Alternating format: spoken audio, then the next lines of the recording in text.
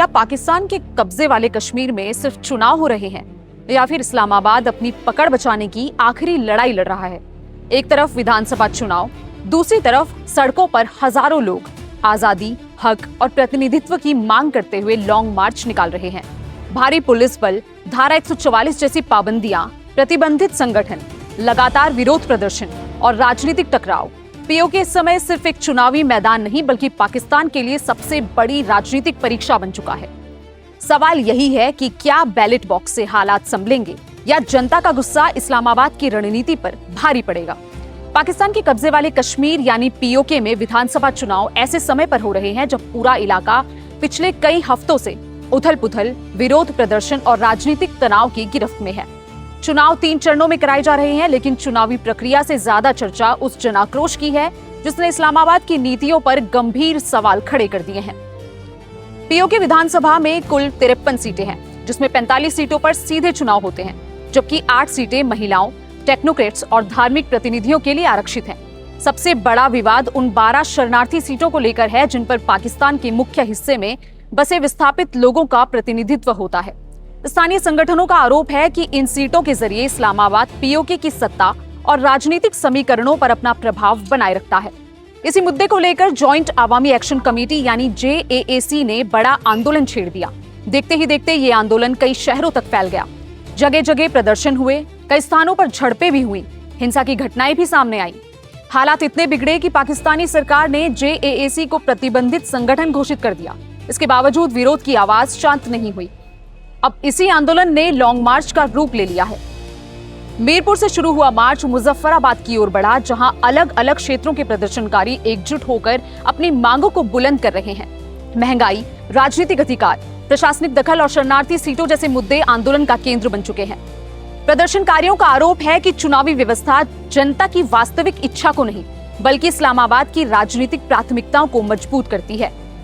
इसी बढ़ते तनाव को देखते हुए पाकिस्तान ने पंजाब प्रांत से करीब 14,000 अतिरिक्त पुलिस कर्मियों की तैनाती की है। बड़ी संख्या में दंगारोधी बल और हथियारबंद जवान चुनावी क्षेत्रों में लगाए गए हैं ताकि किसी भी संभावित हिंसा को रोका जा सके। सुरक्षा व्यवस्था जितनी मजबूत दिखाई दे रही है, उतनी ही गहरी चिंता पाकिस्तान की सरकार के भीतर दिखाई देती है। राजनीतिक तस्वीर भी कम दिलचस्प नहीं है।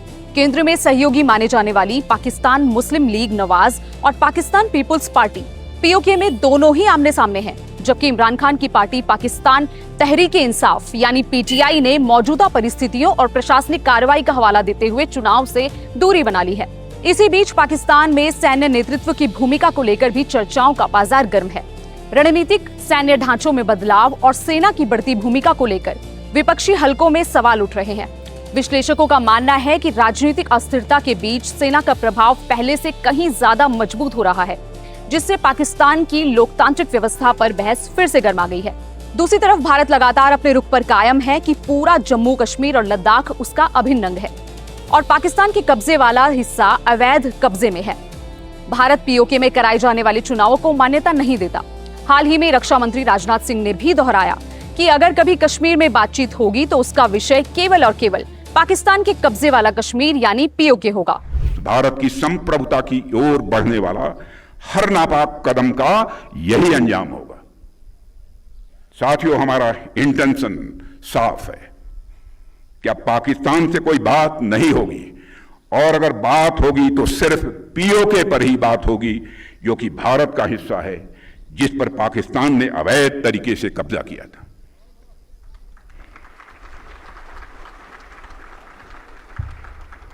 साथियों, पाकिस्तान ने इस समय आतंकवाद को अपनी सरकारी नीति का एक हिस्सा बना लिया है और वहां पर मिलिट्री और मिलिटेंट्स के बीच का फर्क पूरी तरह से समाप्त हो चुका है। वहां की सेना आतंकवादी संगठनों को संरक्षण ही नहीं देती है, उनके साथ मिलकर काम भी करती है। इसलिए हमने ऑपरेशन सिंदूर के समय ही यह साफ कर दिया है कि भारत अब आतंकियों और उनका पोषण करने वाली सरकारों को अलग अलग करके नहीं देखेगा। साथियों, कारगिल युद्ध को बीते हुए लगभग 27 साल गुजर गए और इन वर्षों में आज भारत और पाकिस्तान के रास्ते साफ साफ अलग दिख रहे हैं। इस बयान पर पाकिस्तान ने तीखी प्रतिक्रिया दी है और इसे उकसाने वाला करार दिया है। जबकि भारत ने अपने रुख में कोई बदलाव नहीं दिखाया। आज पीओके का चुनाव सिर्फ सरकार चुनने की प्रक्रिया तक नहीं रह गया है, ये पाकिस्तान के प्रशासन, उसकी राजनीतिक विश्वसनीयता और वहां के लोगों के विश्वास की भी परीक्षा बन चुका है। आने वाले दिनों में ये साफ हो जाएगा कि मतपेटियां हालात बदलती हैं या फिर जनता का असंतोष नई राजनीतिक चुनौतियों का रूप लेता है।